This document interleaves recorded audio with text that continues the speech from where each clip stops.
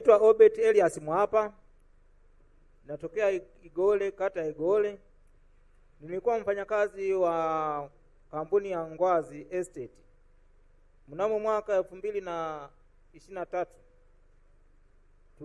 tarehe 11 mwezi wa 9 tuwahi simamishwa kazi asubuhi saa 1. Tulipoenda ofisini tukamwambia meneja atuitie mwajiri tuongee naye. Alikaidi ile kauli ya kusema aje tuje tuongee naye. Akasema hizi sura hazitaki azione. Iko wapi hiyo? Iko Mfindi, kampuni ya chai. Ndio ninyi mko 76. Haya, mkuu wa wilaya. Mkuu wa wilaya utamchukua huyu kiongozi wa hawa watu 76. Panga siku, nenda na defender.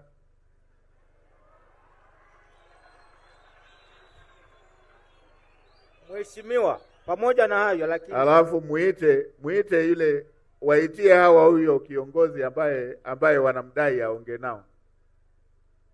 Njoo uonane na mkuu wa wilaya hapa, atalisimamia hilo, atawaita. Na nina orodha pia hapa ya lile jambo la leshe, inaitwa leshea. Hapa nina orodha ya watu wameshazidi 50 wanaodai. Sasa hawa wote ambao mmeandika kuhusu leshea nimeshapokea, na nilipokea pia Mfindi ya Kusini na Mfindi ya Kaskazini. Tumeshauriana hapa na mkuu wa mkoa, atakuja kuitisha hicho kikao cha hawa wananchi wanaodai pamoja na wale wamiliki. Na nimeambiwa michezo wanayofanya, wameanzisha kampuni tanzu, na huko ndo wakawekeza nguvu, huku wamewatelekeza wananchi wenye haki zao za msingi. Mimi niwaambieni, lishughulikieni hili kabla ya mwaka wa fedha huu haujaisha, nipate majawabu kuhusu mnachukua hatua gani za kuwalipa hawa watu. Hiyo janja hiyo itawapeleka pabaya. Nilipita Kilimanjaro nikakuta watu wanadai wameuza mazao yao, wanazungushwa mwaka wa 7 sijui. Wale wanaozungusha wanapiga dana tu. Niliwaambia nitauza kila kilicho chenu na hiyo kampuni, tawafilisi kila kitu, tuwalipe hawa watu wanaodai. Sasa na ninyi hapa, hawa wanaodaiwa na kwamba mmewekeza nguvu kwingine, mmewatelekeza hawa wananchi wanaodai hawa. Kama mnataka kufunga, walipeni haki yao. Mheshimiwa mkuu wa mkoa, tafuta hiyo management yao, wape taarifa, inapofika mwisho wa mwezi wawalipe hawa watu. Na Mheshimiwa mkuu wa mkoa, mimi nitahitaji message fupi tu, wamewalipa ama hawajawalipa. Niletee hiyo. Nilielekeza kule Kilolo wale wengine wale waliokuwa wanadaiwa ile milioni 5 ile. Halafu wanataka mimi niwapelekee invoice. Wapumbavu kabisa. RPC wakamate, wasitoke mpaka walipe hiyo fedha. Kamata, weka ndani mpaka walipe hiyo fedha. Haya mambo ya kuonea ustarabu watu wanaodhulumu wenzao, wanaopora haki za wengine, haya mimi sikubaliani nayo. Huo ustarabu huo hapa haupo. Tutakuheshimu kama unaheshimu haki za wengine. Ndio. Na serikali ipo kwa ajili ya kulinda haki za wanyonge.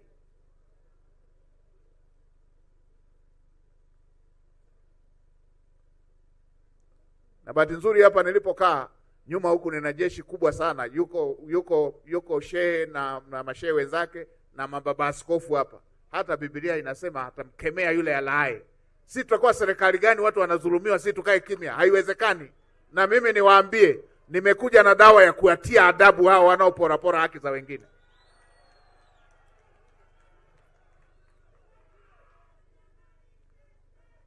Mheshimiwa mkuu wa mkoa, nashukuru, tukiwa pale yule mama alilia mtoto wake amenyang'anywa mtoto. Nimepokea simu hapa nikiwa nimekaa, yule aliyechukua mtoto amesharipoti kwa mkuu wa mkoa akiwa na yule mtoto. Kwa hiyo waelekeze mama pamoja na afisa maendeleo ya jamii waende wakamchukue huyo mtoto kesho, na nauli tulishampa. Kwa hiyo kesho aende akamchukue mwanae.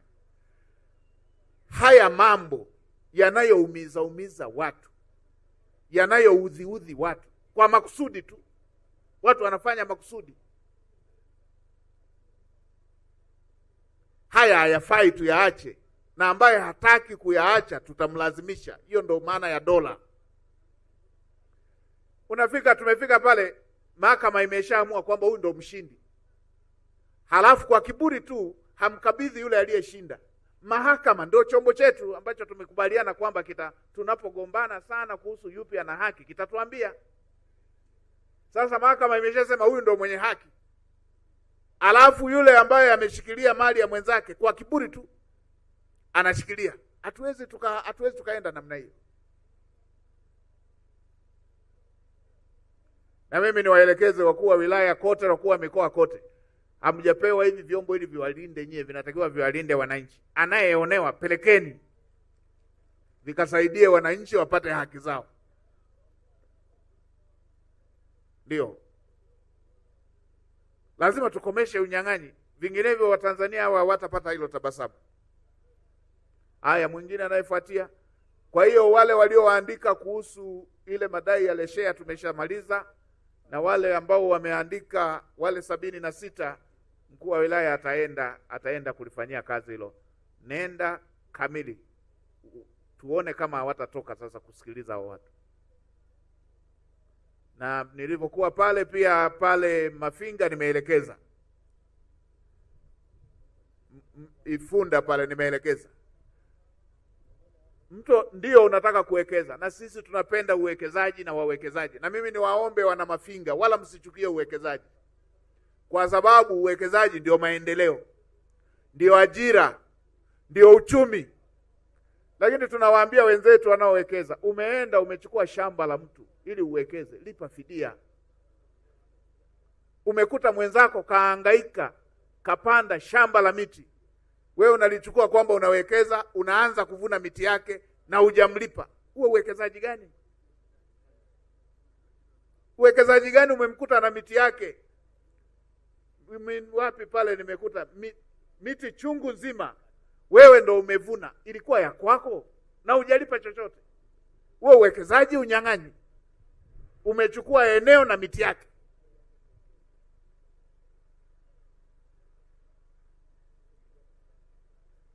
Hiyo haikubaliki.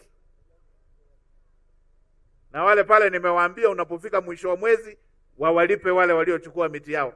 Na hapa kama kuna aliyechukua miti, amechukua shamba na miti sio yake,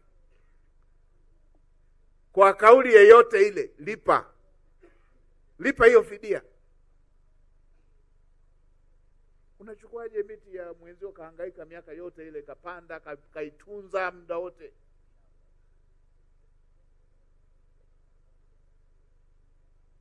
Uwekezaji gani wa aina hii? Na mimi niwaambieni, Mheshimiwa Rais alishasema tunapenda maendeleo, tunapenda uwekezaji, lakini wananchi wasiporwe maeneo yao bila kupewa fidia. Viongozi tulisimamia hilo. Haya mama